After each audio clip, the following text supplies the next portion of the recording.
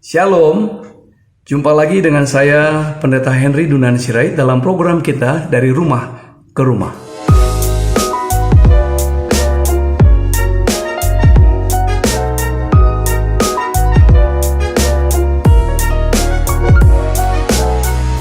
Ya, jumpa lagi dengan saya Pendeta Henry Dunan Sirait dengan program kita Dari Rumah ke Rumah. Kali ini kita masih membahas tentang ciri-ciri dan tanda-tanda kebesaran jiwa. Kita sudah bahas beberapa ciri-ciri tanda kebesaran jiwa yang dikerjakan oleh kuasa kebenaran di dalam kita. Maka hari ini kita membahas tentang memberi itu kaya. Kenapa memberi itu kaya? Barangkali orang berkata, bagaimana bisa kita memberi kalau kita tidak kaya? Kalau kita tidak punya sesuatu, berarti kita memberi harus kaya dulu. Oh bukan, tidak. Kita tidak sedang berbicara bahwa orang kaya baru bisa memberi. Orang kaya yang harus memberi, tidak.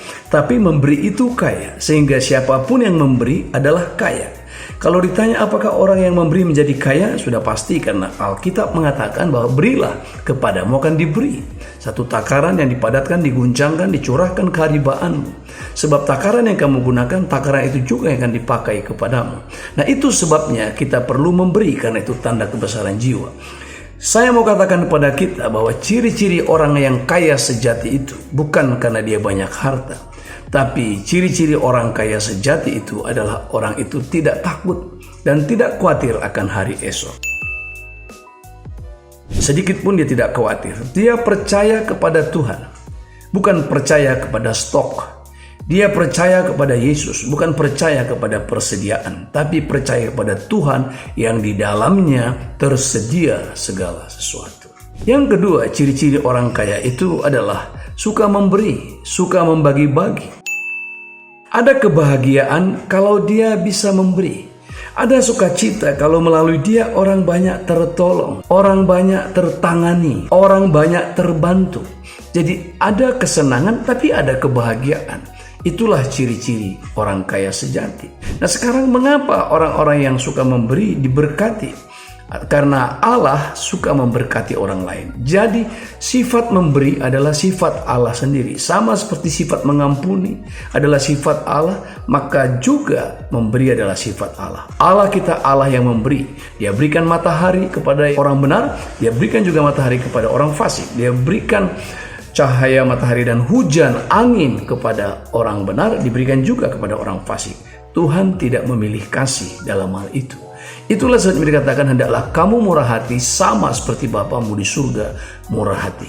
Dalam hal itulah kita mencerminkan kemuliaan Tuhan kalau kita suka memberi. Di dalam Alkitab ada berapa perempuan yang dicontohkan yang menjadi teladan bagi kita dalam hal memberi.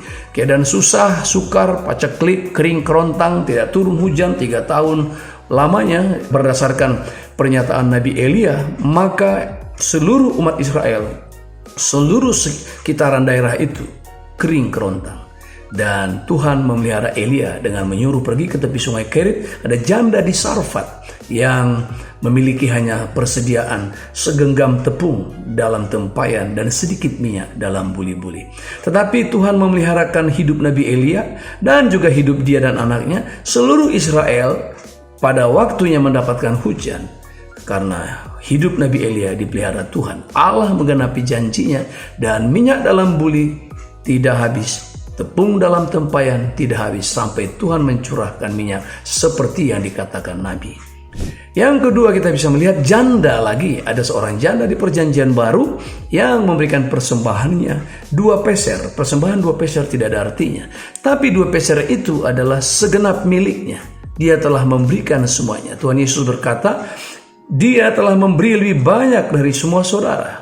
Dia telah memberi semua, sementara saudara-saudara meskipun mungkin memberi dalam jumlah yang besar, tapi itu belum tentu juga semuanya. Bedanya adalah mungkin bukan sisi, tapi sisa. Sementara janda ini memberikan semuanya, bukan sisa, tapi seluruhnya.